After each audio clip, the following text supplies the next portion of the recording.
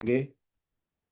तो last lesson से कुछ रिकॉल करते हैं। मैं रैंडमली नेम्स लूंगा, आप उसको शॉर्टली मुझे जवाब दीजिएगा। Sister Sania, if you are here, kindly मुझे बताएं कि मत्ती यीशु मसीह की तस्वीर कैसे पेश करता है, मसीह यीशु को कैसे मत्ती रसूल पेश करता है अपने इंजीली बयान में। Just answer. मसीह यीशु मसीह को यहूदी मसीहा और पेशन गोइयों की तकमील के तौर पर। बयान करता है। वंडरफुल। सिस्टर इरम, आप मुझे बताएं कि लूका यीशु मसीह की तस्वीर कैसे पेश करता है, वो यीशु मसीह को कैसे पेश कर रहा है अपने इंजीली बयान में।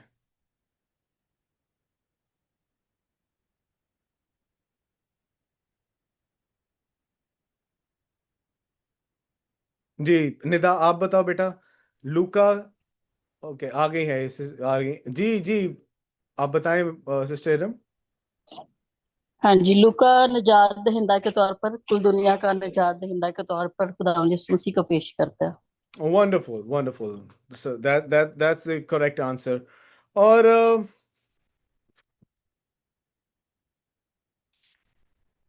यस, सिस्टर बिमला, आपसे क्वेश्चन है। इंजील मुतवाफिका, मत्ती, मरकस और लूका की इंजील, इसमें और यूहन्ना के इंजील में हमें क्या फर्क नजर आता है? और आप तो पिछली क्लास में नहीं थे। I don't know whether you have listen to the lesson और नॉट। जी जी सर, मैं क्लास में नहीं थी लेकिन मैं लेक्चर सुनूंगी जरूर। मैंने देखा सारा कुछ। ओके, ये एमिली, आप इसका बेटा आंसर करो। What's the difference between the synoptic gospels यानी इंजील मुतवाफिका और यूहन्ना की इंजील में हमें क्या फर्क नजर आता है? बेसिक डिफरेंस हमें ये नजर आता है कि जीसस साइनॉप्टिक गॉस्पेल्स के अंदर फ्रॉम गलील टू जेरूशलम हमें नजर आते हैं। और in the gospel of John वो sometimes he is in Judea और समटाइम्स इन गलील। और साइनॉप्टिक गॉस्पेल्स के अंदर हमें जीसस वन टाइम्स ईद फसा अटेंड करते नजर आते हैं, जबकि गॉस्पेल ऑफ जॉन में he went three times to celebrate ईद फसा। और साइनॉप्टिक गॉस्पेल में उनकी 1 ईयर टीचिंग नजर आती है, while in gospel of John 2 to 3.5 years। और साथ में कुछ वर्ड्स हमें डिफरेंट नजर आते हैं, जैसे in synoptic gospel kingdom of God या किंगडम ऑफ हेवन का यूज किया गया है, जबकि in gospel of John it's eternal life. और दैट्स इट। वंडरफुल। इसे आपसे ही क्वेश्चन है एमिली। मुझे ये बताओ बेटे कि यीशु मसीह की खिदमत के मुतालिक जब हम बात करते हैं तो इंजील मुतवाफिका या साइनॉप्टिक गॉस्पेल्स यीशु मसीह की किस जगह की खिदमत को बयान करते हैं, को फोकस करते हैं, और यूहन्ना अपने इंजील बयान में यीशु मसीह की किस जगह की खिदमत को फोकस करता है? साइनॉप्टिक गॉस्पेल आई थिंक जेरूशलम की। दोबारा से सोचो जरा।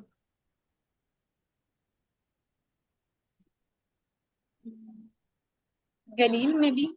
जी, तो यरूशल जब यीशु मसीह की इंजील मुतवाफिका में, मत्ती, मरकुस, लूका की इंजील में यीशु मसीह की गलीली खिदमत के मुतालिक बताया गया है, जबकि यरूशलेम में या यहूदिया में खिदमत के मुतालिक वो यूहन्ना बयान करता है।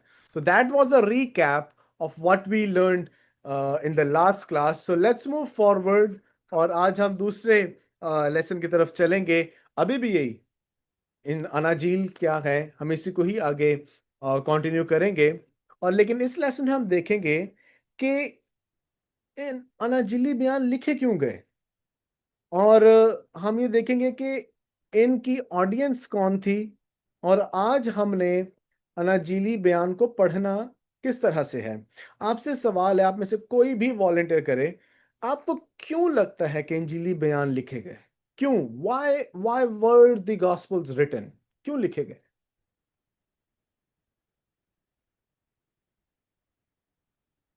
Sir so we can. ताकि जी निदा, आप बोलो। सर खुदावंद यीशु मसीह की खुशखबरी देने के लिए, और ताकि हम उसके बारे में जान सकें। खुदा में इसकी खुशखबरी देने के लिए ताकि हम उसे जान सकें। बिल्कुल ठीक। Anyone else? ताकि हम जीसस की लाइफ के बारे में छोटी छोटी डिटेल्स और डिफरेंट पर्सपेक्टिव से उनकी लाइफ के बारे में जान सकें। परफेक्ट। Anyone else? क्यों इंजीली बयान लिखा गया? आपको क्या लगता है, आप अगर आपसे पूछा जाए जी, क्यों इंजीली बयान लिखे गए हैं, क्या मकसद है इसका? Why were they written?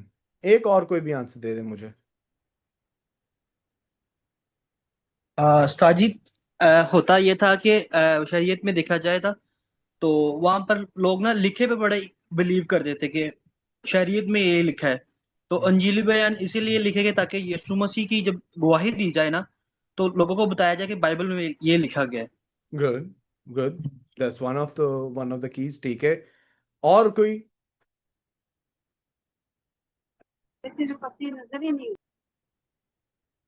Ji sister सहर, आपकी आवाज क्लियर नहीं थी, बताइएगा दोबारा।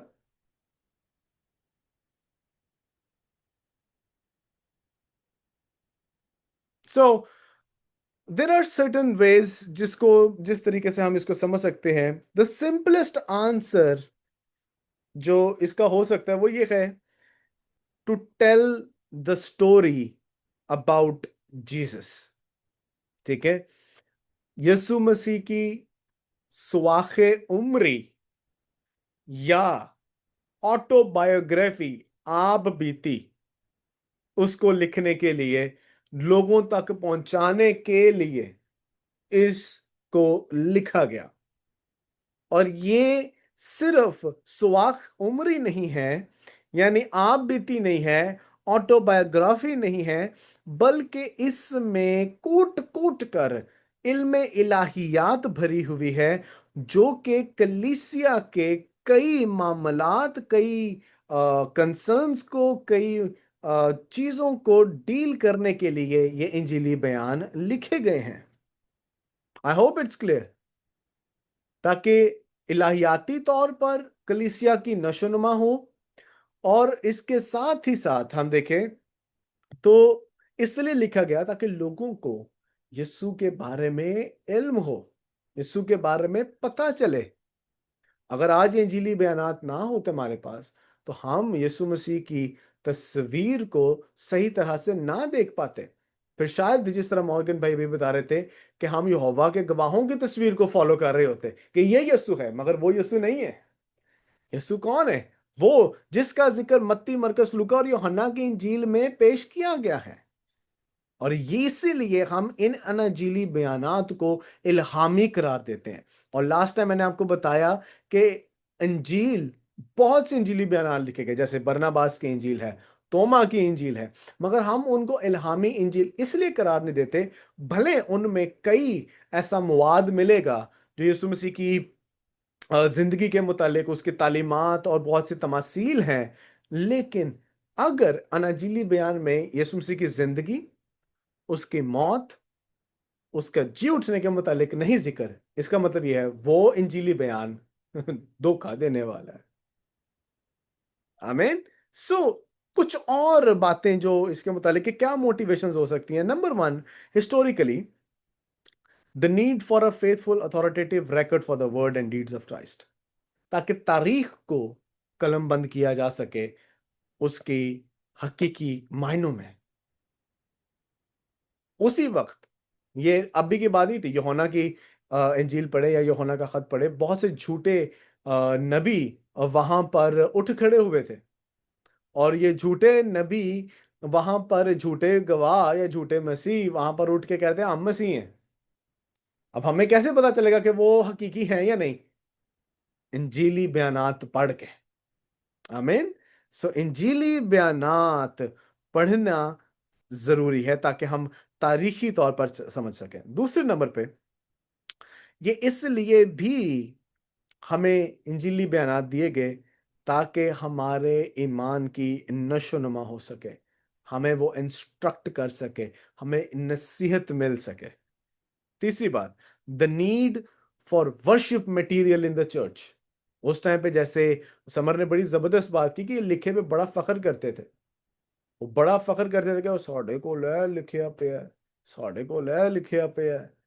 और उस वक्त यहूदी इबादत खानों में आप देखें तो हेलल सॉन्ग्स यानी जबूरों की तलावत की जाती थी।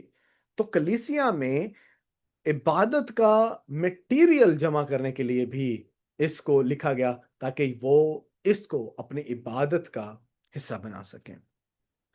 नंबर 4, लोगों की नसीहत और उनके ईमान की पुख्तगी के लिए ये इंजीली बयानात लिखे गए।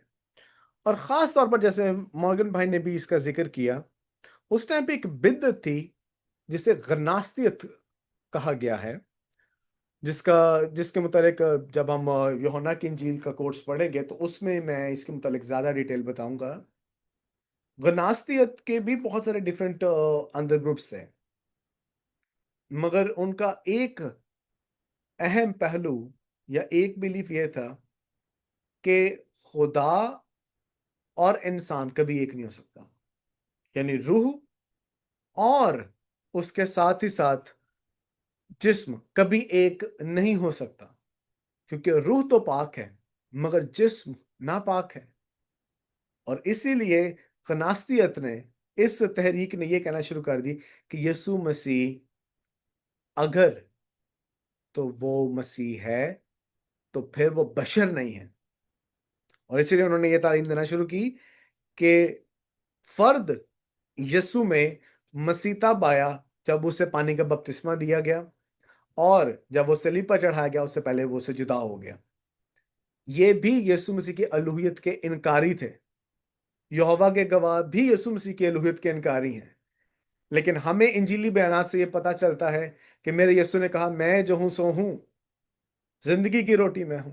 उसने पानियों पर चल के दिखाया, उसने खाने को मल्टीप्लाई करके दिखाया। उसने इन सब बातों को अपने सामने रखते हुए, इन सब चीजों को उसने एक्सपीरियंस करते हुए, तजर्बा करते हुए ये लोगों को सिखाया, लोगों को बताया कि वही कामिल खुदा कामिल इंसान है। इसलिए हम यहोवा के गवाहों के ट्रैप पे नहीं आते हैं। क्यों? क्योंकि हम जानते हैं यीशु मसीह खुदा है। आमीन। छठी बात, the need to respond to external attack on the church. हम ये इन बिदात का मुताला क्यों कर रहे हैं? क्योंकि ये कलीसिया पर अटैक करती हैं। आज चर्च इसलिए एस्टैब्लिश और गवर्नड नहीं हो रहा, ग्रो नहीं कर रहा, क्योंकि चर्च ने जो हमारे बुनियादी अकीदे हैं उसको छोड़कर तिजारत खाना बना दिया है। जिस तरह कैथोलिसिज्म से रेफर्मेशन मार्टिन लूथर ने की, उसने कहा नहीं स्क्रिप्चर अलोन, उसने कहा नहीं क्राइस्ट अलोन, उसने कहा कि सारा इज्जत और जलाल खुदावंद को, उसने कहा कि ये सब कुछ ईमान के वसीला से हुआ है, उसने कहा ये सब कुछ खुदा के फजल के वसीला से है, पोप के वसीला से नहीं, रोजे रखने के वसीला से नहीं, उनके हमें दयकी देने के वसीला से नहीं, खैरात देने की वजह से नहीं, बल्कि रास्तबाज ईमान ही से जीता रहेगा। उसने कहा ये आपका बुनियादी अकीदा है। और आज हमें चर्च इससे डिविएट होता हुआ दिखाई दे रहा है।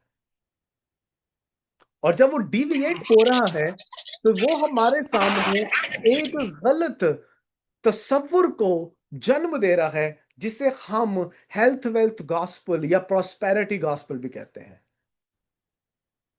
मैं अपने एक बड़े अजीज भाई से बात कर रहा था, तो निचोड़ ये निकाला कि भाई आज हम अकीदों को सीखने पर इतना जोर क्यों नहीं दे रहे? क्योंकि सबसे पहले फिर ये हो जाता है, अच्छा इससे अन्ना सीख लेते बच्चे करांगे की, वाह वंडरफुल। मैं क्या बिजनेस करने के लिए सीख रहा हूं? नहीं, मैं रूहें बचाने के लिए ये सब चीजें सीख रहा हूं। मुझे हमेशा जॉन हाइड याद आता है। अगर आपको नहीं पता, ऐसे लोगों को पढ़ा करें। जॉन हाइड को पढ़ें, भाई बख्त सिंह के बारे में पढ़ें, साधु सुंदर सिंह के बारे में पढ़ें। ये वो लोग हैं जिनके वसीला से मुल्क पाकिस्तान में बेदारी आई। आज मुल्क पाकिस्तान में इतनी बेदारी के प्रोग्राम होते हैं, लेकिन बेदारी नजर नहीं आती। वजह इंजील नहीं है। इंजील की दुरुस्तगी से प्रीचिंग नहीं है। और एवेंजेलिकल सर्कल्स में यह जरूरी है कि अपने आप को वो रिफॉर्म करें। किसी शख्स ने, एक शख्स है मार्टिन मेनरी, उसने कहा था आज से 10 साल पहले, जो लिटरली मैं फील करता हूं कि वाकई हो रहा है। उसने कहा 10 साल बाद इवन के एवेंजेलिकल चर्चेस दुनियावी कलीसियाएं बन जाएंगी। और लिटरली मुझे नजर आ रहा है इंजील नहीं बिजनेस हो गया है, कलाम नहीं शेखीबाजी हो गई है। आज मैं सुबह किसी शख्स को सुन रहा, अ, उसका नाम तो नहीं लूंगा, लेकिन वो जमील नासर का स्टूडेंट जरूर था, ये मैं कोट कर देता हूँ। ओने ओ गर्दान शुरू कर दी, मालिक कयूम हयुल कयूम, ब्ला ब्ला ब्ला ब्ला ब्ला ब्ला। मेरा पहले दिल किया मैं कमेंट करूं, भाई तेरा एक भी जड़ा तू यीशु नु लकब देता है बाइबल में है उसका जिक्र? हम गर्दाने बनाना शुरू कर देते हैं। अपनी गर्दान ना बोलो, ये जो इसमें लिखा है ना, इसको ईमानदारी से प्रीच कर दो, ये बड़ी बात है। You have to get back to the word of God. So इसलिए हमारे पास ये इंजीली बयानात इसलिए मौजूद हैं क्योंकि शुक्र करता हूं मत्ती का, शुक्र करता हूं लूका का, शुक्र करता हूं पतरस का, शुक्र करता हूं पौलुस का, शुक्र करता हूं यूहन्ना का, जिसने नए अहदनामे को तहरीर किया रूल को उसकी तहरीक के वसीला से, ताकि हम अपने ईमान का दिफा और अपने ईमान में जड़ पकड़ते जाएं। आमीन।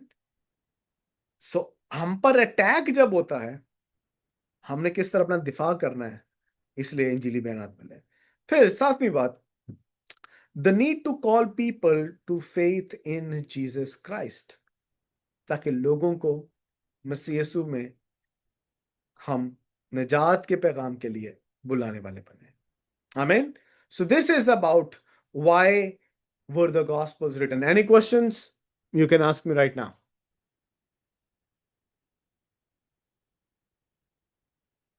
नहीं? फिर एंड पे फिर मैं करूंगा क्वेश्चंस। चले जी। ये इंजीली बयानात लिखे किन को गए? इंजीली बयानात लिखे किन को गए थे? याद रखें, लूका के अलावा इंजीली बयानात अपनी ऑडियंस के मुतालिक नहीं बयान करते हैं। आपको पता है मैं आपके साथ इतनी खरी खरी बातें क्यों कर लेता हूं? मेरी ऑडियंस कौन है? आप पढ़े लिखे लोग हैं। मेरी ऑडियंस क्या है? आप जो थियोलॉजिकल एजुकेशन को पूरी दिल जमाई से, पूरे दिल और लगन के साथ करना चाह रहे हैं, तो मैं खरी खरी बातें भी कर जाता हूं, मगर आम स्टेज पे सिर्फ इंजील सुनाऊंगा। आपकी ऑडियंस बहुत मैटर करती है। और लूका के अलावा किसी भी इंजीली मुसन्निफीन ने यह नहीं बताया कि उसने किसको इंजीली बयान लिखा है। मिसाल के तौर पर जरा देखिए लूका की इंजील पहला बाब उसकी 3री आयत।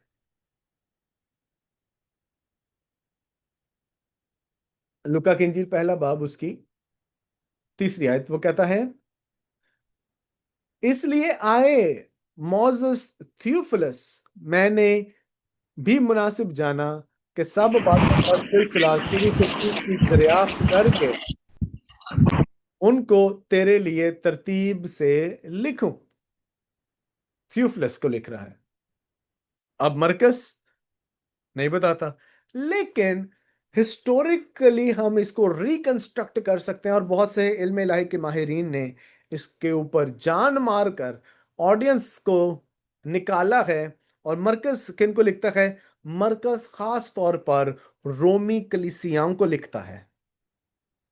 मैं दोबारा बोल रहा हूं, मरकस रोमी कलीसियाओं को लिखता है। हम और डिटेल में इसको जब हम इंजील का सर्वे करेंगे तब पढ़ लेंगे, मगर मरकस खास तौर पर रोमी कलीसियाओं को लिखता है। और उनको उस वक्त जो इजार सानी में से गुजर रहे थे, क्योंकि बादशाह नेहरू के बाद के नेहरू के वक्त उसने पूरे के पूरे रोम को जला दिया और इसका इल्जाम मसीहियों पे लगा दिया कि मसीहियों ने जलाया। और बादशाह ने मसीहियों पर इतना जुल्म बर्पा शुरू कर दिया कि इन रोमी मसीहियों को बाहर जाना पड़ा, बरगजीदा होना पड़ा। इसलिए पतरस भी उन लोगों को जिन्होंने इस सारी अजारसानी को सहा है उनको लिखता है और ये बताता है कि तुम्हें बेशकीमती खून से खरीदा गया है, you are beloved, you are people of God. और ये उनको लिखा गया मरकस की इंजील ताकि उनकी हौसला अफजाई हो सके कि अगर तुम आज दुख सह रहे हो, किसी ने तुम्हारे वास्ते दुख सहा है। आपको पता है, मैं सुबह 5 बजे का उठा, I have not had my breakfast, और यहां पर इस वक्त 10:30 11 बजने लगे हैं। रात का मैंने 8 o'clock मैंने इवनिंग में खाना खाया था। I am here, why am I here? क्योंकि मेरे सामने हमेशा ये चीज रहती है, मेरा यीशु 40 दिन तक भूखा प्यासा रहा।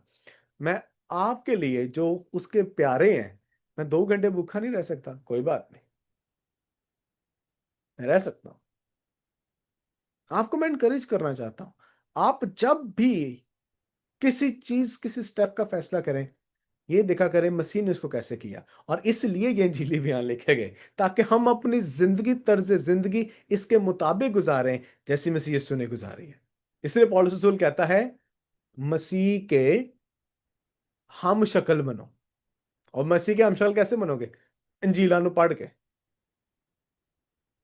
इंजीलों को पढ़ के। मत्ती किसको लिखता है? अच्छा, मत्ती की क्योंकि हम पहले बात कर चुके हैं कि मत्ती रसूल यीशु मसीह की तस्वीर बतौर यहूदी बादशाह के वो पेश करता है। And that's I think the best answer to it. इसके अलावा कोई और अच्छा जवाब नहीं। तो इससे क्या हमें इंडिकेशन मिलती है कि मत्ती दर हकीकत यहूदी मसीहियों को लिख रहे हैं जो खास तौर पर उस वक्त ज्यू एंड जेंटाइल रिलेशनशिप कि किस तरह से खुदा के लोग यानी इसराइल और गैर अक़वाम वो एक दूसरे के साथ ताल्लुक कैसे रख सकते हैं, उनको सिखाने के लिए, उनको समझाने के लिए वो इंजीली बयान लिखता है। आमीन। सो अगली बात जो हमने आज डिस्कस करनी है, व्हाई आर देयर 4 गॉस्पेल्स? 4 इंजीलें क्यों है? एक इंजील क्यों नहीं है? आज हमारे भाई इल्जाम लगाते हैं, लो जी आपके तो 4 इंजीलें हैं, एक भी इंजील नहीं है। अच्छा ठीक है जी, बड़ी मेहरबानी, आपने बड़ा अच्छा एतराज उठाया, खुदा आपको बरकत दे।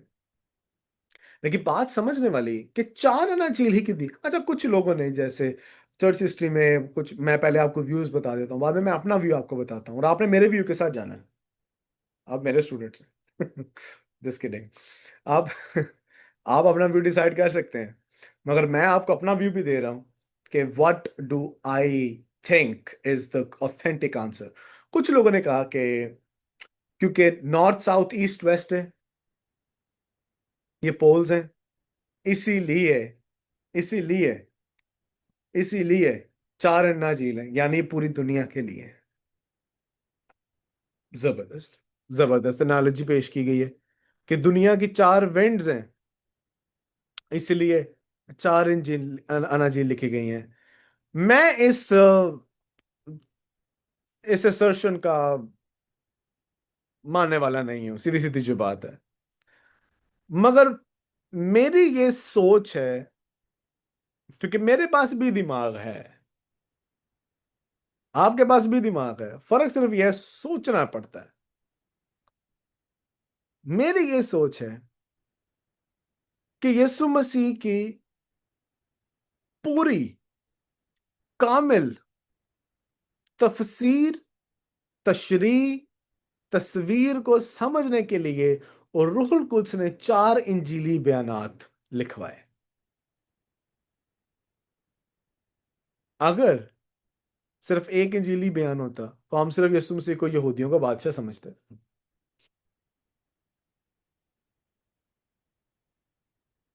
अगर सिर्फ एक इंजीली लिखी गई होती तो हम यीशु मसीह को सिर्फ दुख उठाने वाला खादिम ही समझते। अगर यीशु मसीह की सिर्फ एक ही इंजील लिखी जाती तो हम शायद यीशु मसीह को सिर्फ सिर्फ और सिर्फ नजात दहिंदा के तौर पे देखते हैं। अगर एक इंजील लिखी गई होती तो हम यीशु मसीह को सिर्फ खुदा के तौर पे देखते, इंसान के तौर पे ना देखते। तो ये मैं कहता हूं यीशु मसीह की पूरी तस्वीर को और जामे हकीकी तहकीकी तारीखी तस्वीर को कलम बंद करने के लिए ये 4 इंजीली बयानात को लिखा गया। मैं इस बात का मानने वाला हूं कि हाँ जी, अगला क्वेश्चन होना चाहिए कि भाई सिर्फ खाली 4 अनाजील को क्यों हमने रखा है। और आई थिंक इसकी मैं पहले भी बात कर चुका हूं। इसलिए क्योंकि हमें इन चारों अनाजील में यीशु मसीह की जिंदगी, उसकी तालीमात, उसका मरना, उसका जी उठना जिक्र है। जिन इंजीली बयानात में यीशु मसीह का मरना और जी उठना नहीं मौजूद, या जिन अनाजीली बयानात में यीशु मसीह का मरना मौजूद है, जी उठना मौजूद नहीं है, हाँ, आई विल डाउट कि ये ऑथेंटिक है। इसलिए मत्ती, मरकुस, लूका और यूहन्ना की इंजील यीशु मसीह को बतौर अपने नजरियात के मुताबिक पेश करते हैं, और ये इल्हामी अनाजील कहा गया है। बाकी जो अनाजील हैं जैसे gospel of Peter, gospel of Thomas, gospel of Barnabas और भी कई अनाजीली बयानात, इनको हम एपोक्रिफल गॉस्पेल्स कहते हैं। ठीक है, एपोक्रिफा कहते हैं। एपोक्रिफा वो है गैर इल्हामी कुतुब कहते हैं। हम इनको गैर इल्हामी अनाजीली बयानात कहते हैं, और इसीलिए वो नए अहदनामे के इस कैनन में मौजूद नहीं है। सो आप में से कौन कौन इंजीली बयानात पढ़ता है? मुझे इंजीला नहीं पढ़ते तो मैं बिली ग्राहम की आपको एक बात शेयर करूं। बिली ग्राहम, उनको खुदा ने बात की और उससे कहा कि बिली, इंजीला का मुतालिया सही तरह कर, फिर तो कर।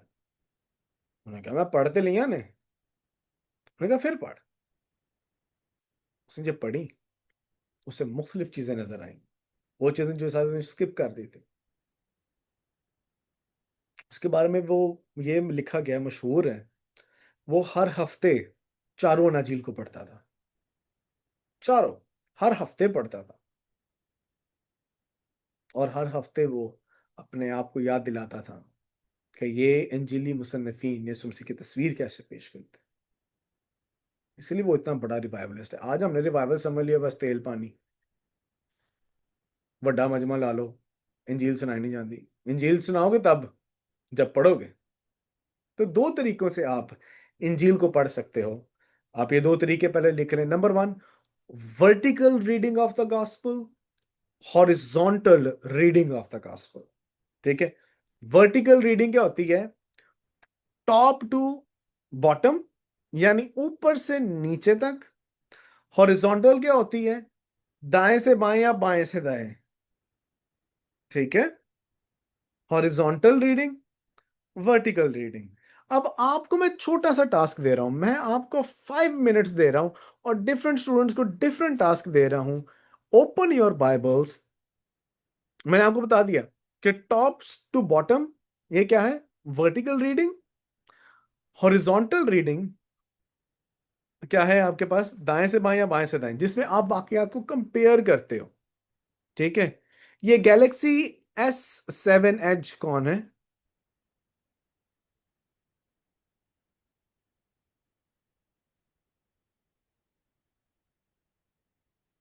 एक्सक्यूज मी, ये गैलेक्सी S7 Edge कौन है? ओके, सिस्टर रेनम, आपने वर्टिकल रीडिंग, आप बाइबल खोलें, बाइबल खोलें।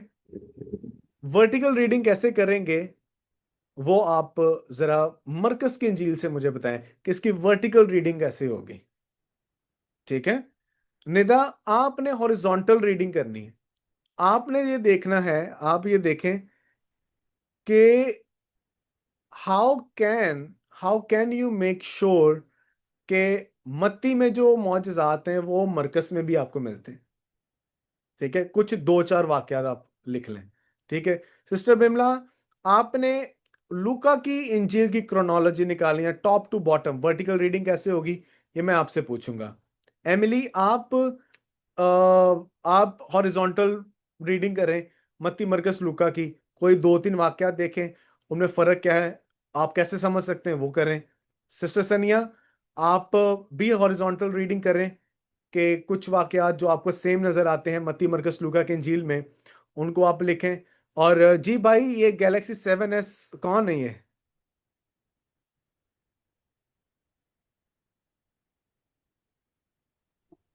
This is Jos.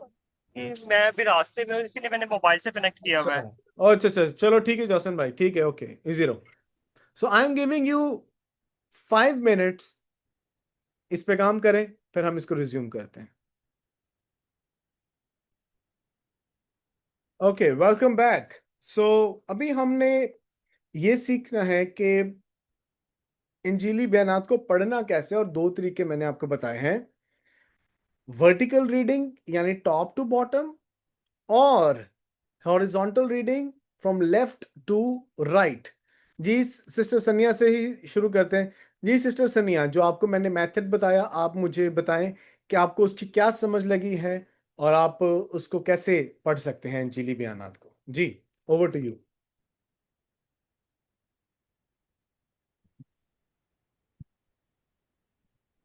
Horizontal reading में हम देखते हैं कि जब हम यूहन्ना बपतिस्मा देने की मुनादी के बारे में देखते हैं, तो हम मत्ती की अंजील में उसके तीसरे बाब में भी उसका जिक्र देखते हैं, लुका की अंजील में भी उसका जिक्र देखते हैं, और यूहन्ना की अंजील में भी उसका जिक्र देखते हैं।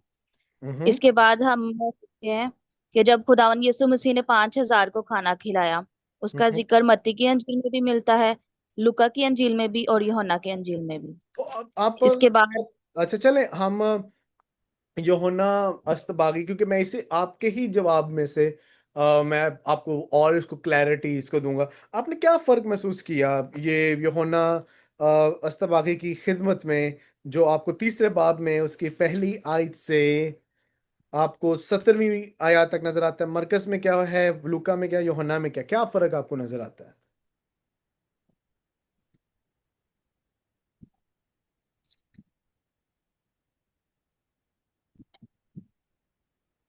जैसे हमने मत्ती में पढ़ा है, तो वो जैसे आपने सिखाया था कि वो यहूदियों को मुखातिब करके कहते हैं, और जब हमने मरकस में देखा तो वो यसाया नबी के सहीफा की पेशन गोई को दोहरा के बताते हैं।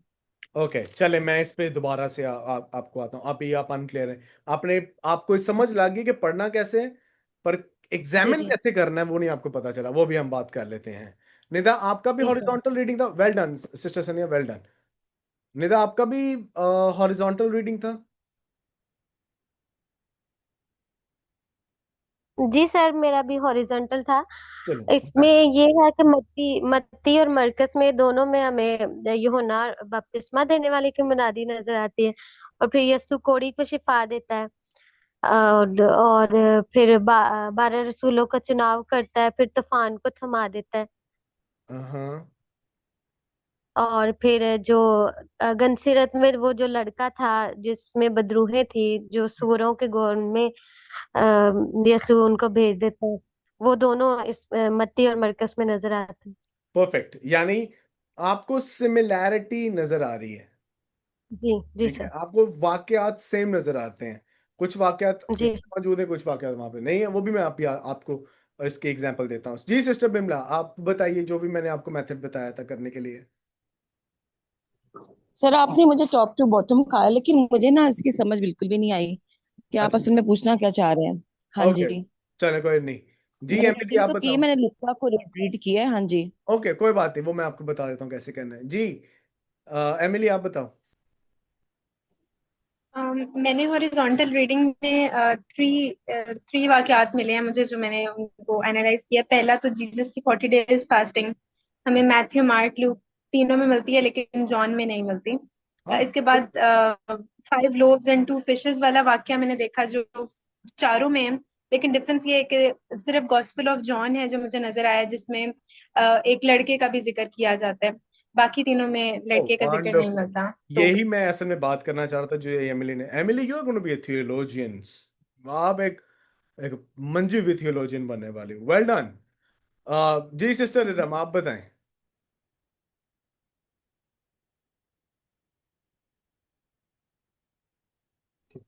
जी सर, आपने मुझे कहा। जी जी जी। काइंडली सॉरी, मेरा आज नेट भी डिस्टर्ब कर रहा है और मेरा फोन भी काफी गर्म हो रहा है, बकायदा ऊपर आ जाता है, तो मैं ओहो। आज कुछ भी सुन नहीं पा रही। चले मैं कोई बात। लेक्चर बाद में दोबारा सुनूंगी। ओके ओके, बस थोड़ी देर के लिए यहाँ पे मेरे साथ रहिए। हॉरिजॉन्टल रीडिंग क्या है, पहले वर्टिकल रीडिंग की बात कर लेते हैं। ठीक है, वर्टिकल रीडिंग क्या है? Top to bottom. फिर से बिमला खास आप ध्यान दीजिएगा इस बात पे।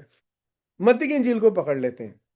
मैंने ये बताया कि मत्ती यीशु मसीह को प्रूव करता है कि वो यहूदियों का बादशाह है।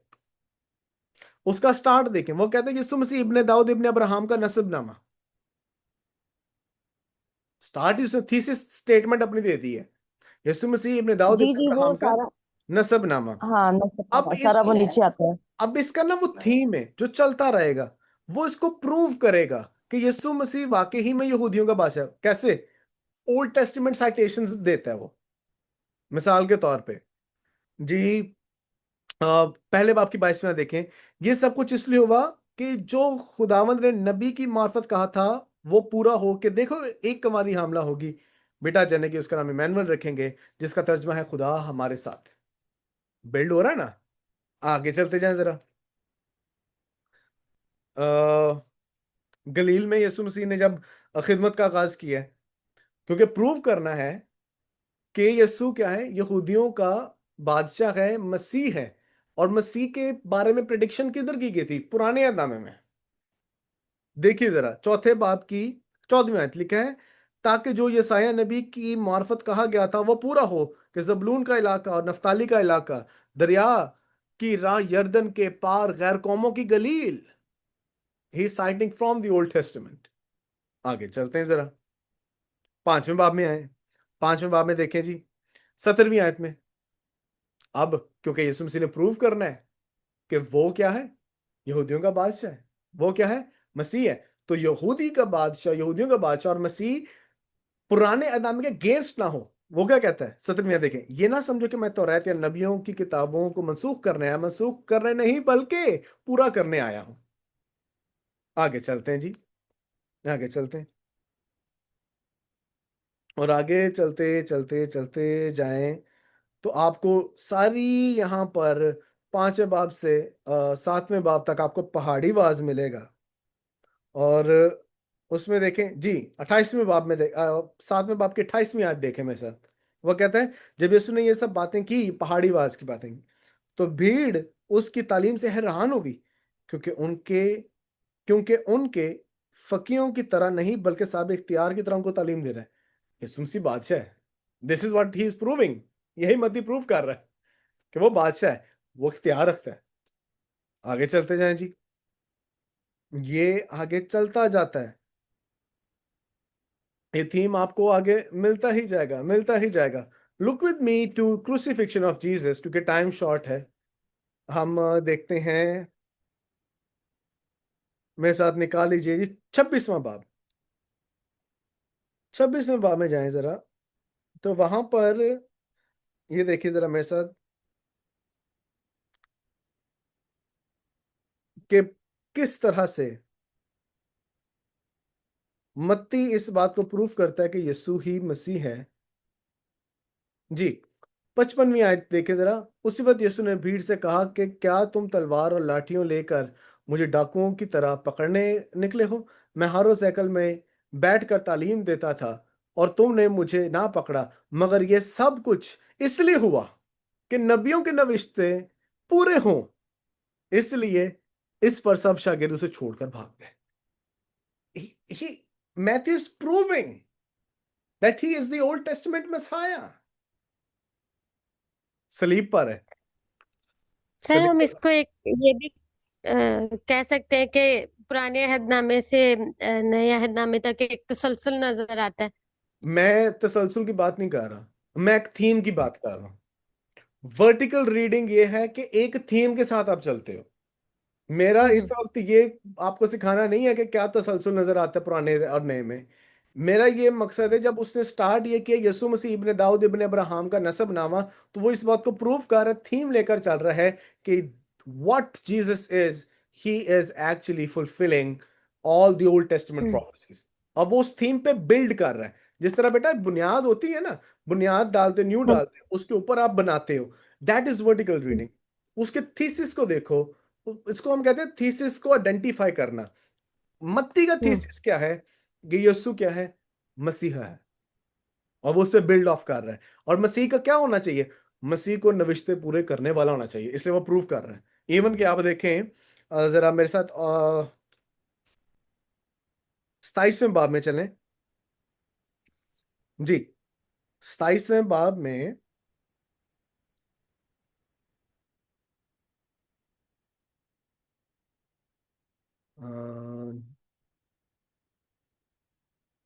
जी 27वें बाब में जाकर आप 32वीं आयत से मैं आपके लिए पढ़ रहा हूं।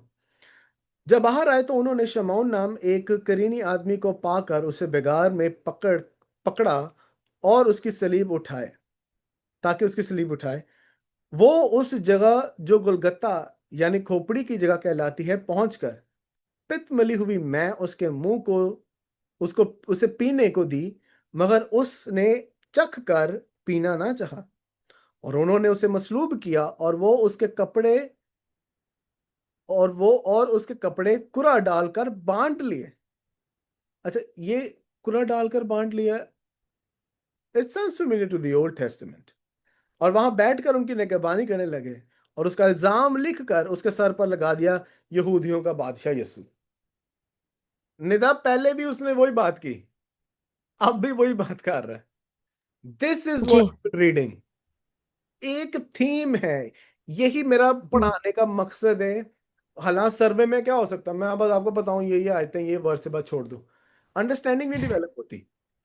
यहां पर देखें, यहूदियों का बादशाह यीशु है। ये चीज का जिक्र आपको बाकी अनाजीली बयान में नहीं मिलेगा। क्यों? क्योंकि मत्ती इस बात को प्रूव कर रहा है कि यीशु क्या है, यहूदियों का बादशाह है, वो मसीह है। आमीन। आगे देखें जी। जी 45 में से, और दोपहर से लेकर तीसरे पहर तक तमाम मुल्क में अंधेरा छाया रहा, और तीसरे पहर के करीब यीशु मसीह ने बड़ी आवाज से चिल्ला कर कहा, एली एली लमा शबक्तनी, यानी आए मेरे खुदा तूने मुझे क्यों छोड़ दिया। जो वहां पर खड़े थे उनमें से बाज ने सुनकर कहा, ये एलिया को पुकारता है। और वह फौरी उनमें से एक शख्स दौड़ा और स्पंज लेकर सिरके में डबोया और सरकंडे पर रखकर उसे चुसाया। मगर बाकियों ने कहा, ठहरो, देखें तो एलिया उसे बचाने आता है या नहीं। Eli Eli Lama शबक्तनी, isn't this familiar from Psalms 22? It is. It is. So this is vertical reading. अब हॉरिजॉन्टल रीडिंग क्या है? एक छोटी सी मिसाल दूंगा। हॉरिजॉन्टल रीडिंग क्या है? राइट टू लेफ्ट या लेफ्ट टू राइट। देखें जी मेरे साथ, आपने इस बात को अपने जहन में रखना है। सबने सिमिलर वाकयात हैं, मगर बहुत सी ऐसी बातें हैं जो थोड़ी मुख्तलिफ भी हैं। अच्छा, ये मुख्तलिफ कॉन्ट्रडिक्टरी नहीं है, कॉम्प्लीमेंट्री है। ये आपको मैंने हाईली थियोलॉजिकल स्टेटमेंट आज दी है। Material that you think is contradictory, it's not contradictory, it's complementary. ठीक है, चलें देखते हैं जरा। पहली बात तो ये, अच्छा चलें इसको देखें जरा। मत्ती की इंजील चौथे बाब में चले जाते हैं। ठीक है, मसीह यीशु की आजमाइश। अब ये वाकया मरकस में और लूका में भी मिलता है। ये बाइबल की खूबसूरती है कि हमें ऊपर हेडिंग में दे दिया गया है कि हमने इनको पढ़ना कैसे है। अब यहां पर आप पढ़ें तो आपको इसका ऑर्डर देखें जरा। ये मैं आपका जो ध्यान जहां पे लगाना चाह रहा हूं, पहली आजमाइश क्या हुई है? रोटी की। पहली आजमाइश क्या हुई है? रोटी की। और आजमाने वाले ने उसके पास आकर कहा, अगर तू खुदा का बेटा तो फरमा ये पत्थर रोटी बन जाए। उसने जवाब में कहा, लिखा है कि आदमी सिर्फ रोटी से जीता ना रहेगा, दूसरी आजमाइश क्या थी? अगर तू खुदा का बेटा तो अपने ताई नीचे गिरा दे, क्योंकि लिखा है वो तेरी बाबत अपने फरिश्तों को हुक्म देगा और वो तुझे हाथों पर उठा लेंगे, ऐसा ना हो कि तेरे पाँव को पत्थर से ठेस लगे। तीसरा क्या है? यीशु मसीह को कहां पर लेकर चला गया है? पहले में तो वो लेकर गया है, दूसरी आजमाइश में किधर लेकर गया है? हैकल के कंगूरे पे। लेकिन तीसरे उसने क्या आजमाइश दी है कि अगर तू सजदा मुझे करे तो ये मैं सारी शान और शौकत तुझे दे दूंगा। अब जरा मेरे साथ लूका की इंजील निकालें। लूका की इंजील चौथा बाब पहली आयत से 13वीं आयत पर।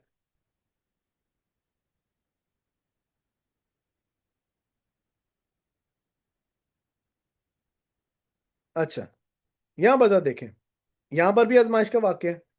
अभी बड़े गौर से अपनी बाइबल्स के साथ इसको जरा देखना है आपने।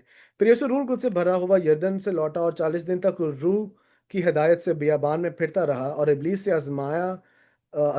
इब्लीस उसे आजमाता रहा। उन दिनों में उसने कुछ न खाया और जब वो दिन पूरे हो गए तो उसे भूख लगी और इब्लीस ने उसके पास आकर कहा, अगर तो खुदा का बेटा तो इस पत्थर को आके रोटी बन जाए। ये पहली आजमाइश हुई। क्या है? सेम चीज मिली ना आपको? अच्छा, हैंग इन देयर, मजे की बात। आगे देखें। जैसे उसने जवाब में कहा, आदमी सिर्फ रोटी से जीता ना रहेगा। और इब्लीस ने उससे ऊंचे पर ले जाकर दुनिया की सब सल्तनतें सल्तनतें पल भर में दिखाई और उसे कहा कि ये सारा इख्तियार, ये सारी शान शौकत मैं तुझे दे दूंगा, क्योंकि ये मेरे सुपुर्द है और जिसको तू चाहता देता हूं। बस अगर तू गिर कर मुझे सजदा करे तो ये सब तेरा होगा। यीशु ने जवाब में कहा, तू खुदावंद अपने खुदा को सजदा कर और सिर्फ उसी की इबादत कर। अब ये मत्ती की इंजील में कहां पे? ये मत्ती की इंजील में तीसरी जगह, तीसरी आजमाइश है। लूका में ये दूसरी आजमाइश है। Getting the point?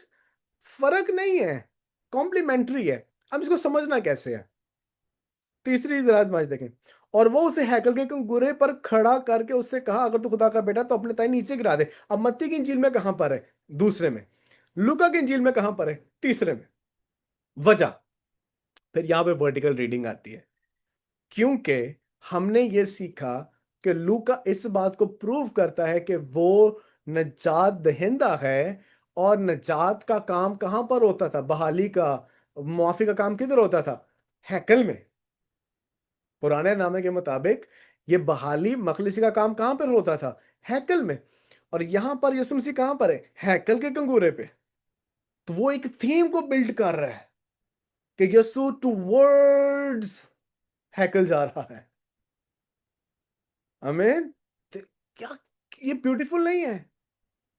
Isn't this wonderful कि हमें यहां पर ये चीजें मिलती हैं? हमें ऑथर्स की अपनी इंटेंशंस नजर आती हैं। हमें ऑथर के अपने होली स्पिरिट की गाइडेंस नजर आती है कि this is how we need to understand Jesus. That's why we say 4 portraits 1 Jesus. 4 portraits हैं मगर एक यीशु है। और एक और मिसाल ले लेते हैं। That's going to be the last example.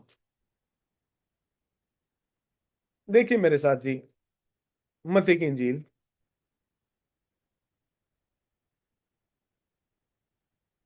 Okay, मत्ती की इंजील चौथा बाब। जब उसने सुना कि यूहन्ना पकड़वा दिया गया है तो रवाना हुआ और नासरत को छोड़कर कफरनहूम में जा बसा, जो गलील के, ये 12वीं आयत से पढ़ रहा हूं, जो झील के किनारे जबलून और नफ्ताली की सरहदों पर है, ताकि जो यसाया नबी की मार्फत कहा गया था वो पूरा होकर जबलून का इलाका, नफ्ताली का इलाका, दरिया की राह यरदन के पार गैर कौमों की गलील, यानी जो लोग अंधेरे में बैठे थे उन्होंने बड़ी रोशनी देखी और जो मौत के मुल्क के साया में बैठे थे उन पर रोशनी चमकी। उस वक्त से यीशु ने मुनादी करना और ये कहना शुरू कर दिया कि तौबा करो, क्योंकि आसमान की बादशाही नजदीक आ गई है। अच्छा, यहां पर यीशु मसीह ने तालीम का आगाज कर दिया। पहला मौजा देखें जरा, 23वीं आयत।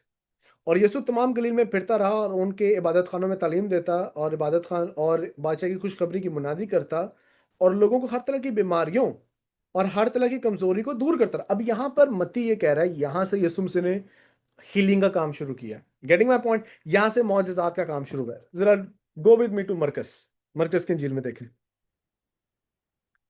यीशु मसीह आजमाने के बाद पहले बाब की 14वीं आयत देखें, और पहले बाब की 29वीं आयत।